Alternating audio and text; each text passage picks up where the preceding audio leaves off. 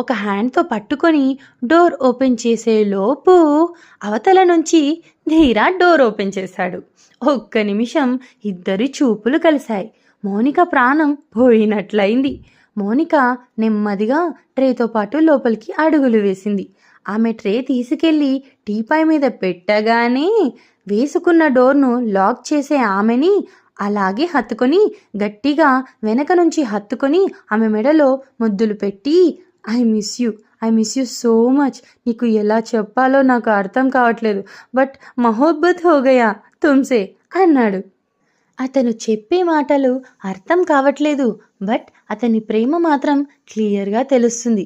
అయినా మా ప్రశు దీది, బేగం దీది చెప్పినట్లు బెట్టు చేయాలనే ఆలోచన వచ్చింది మౌనికకు. మొహబ్బత్ అంటే ఏంటి అంది. మొహబ్బత్ అంటే ప్రేమ అన్నాడు ధీరా. మళ్ళీ మౌనిక మొహబ్బత్ అంటే ప్రేమ అంది క్వశ్చన్ మార్క్ ఫేస్తో. అవును అనే కదా చెప్తున్నాను అంటూ ఆమెను అతని వైపు తిప్పుకొని మధురంగా లేత గులాబీల్లా ఊరిస్తున్న పెదవులను అందుకొని ఆమె పై పెదవిని అతని 2 పెదవుల మధ్య బంధించి మొత్తం తేనెను కొల్లగొట్టుతున్న తుమ్మెదలాగా మత్తుగా లీక్ చేస్తూ, ఎంతకి దాహం తీరక కింద పెదవికి న్యాయం చేస్తూ ఇద్దరు నాలుకలు పెనవేసుకొని ఆమెని ఎంత మిస్ అయ్యాడో తెలియజేయడానికి ప్రేమనంతా చూపిస్తుంటే బలం అత్యంత ఉపయోగించి అతని దూరం నెట్టింది. వాట్, ఏమైంది మౌని అన్నాడు ఆప్యాయంగా ఆమె బుగ్గలు నిమురుతూ. మన పెళ్లి చూపుల్లో ఏం చెప్పారు? పెళ్లి చేసుకున్నా నాపై ప్రేమ పుట్టదు అని, అంతేకాకుండా ఆ కొండ ముచ్చి దాని పేరు ప్రణవి, దానిని లవ్ చేస్తున్నా అన్నారు. ఇప్పుడు ఇది ఏంటి?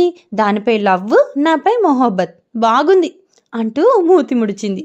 ఓహో అదా అని జరిగింది మొత్తం వివరంగా చెప్పాడు. ఎన్ని చెప్పినా నేనే మిమ్మల్ని ఇష్టపడ్డాను, పెళ్లి చేసుకున్నాను, ఇప్పుడు ఇష్టం లేదు, సో దూరంగా ఉండండి అంది.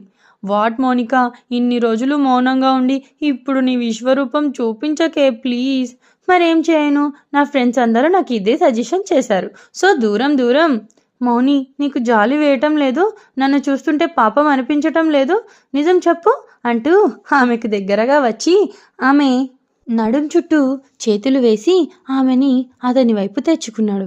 ఆమె కూడా ఏదో పరవశంగా కళ్ళు మూసుకుంది. నెమ్మదిగా ఆమె మెడవంపుల్లో తలను చేర్చి ముద్దులు పెడుతూ ఉంటే తనను తానే మర్చిపోయింది. ఇంతలో మధు అన్నయ్య అంటూ డోర్ నాక్ చేసింది. ఆ సౌండ్కి తేరుకొని ఇద్దరూ వేరుపడ్డారు. అప్పుడు మౌనిక కోపంగా ధీరాను చూస్తూ, అమ్మో, మీరు మాయ చేస్తారు, నేను జాగ్రత్తగా ఉండాలి అంది. ఒక్క చిన్న నవ్వు నవ్వి ఆమె అందించే టీ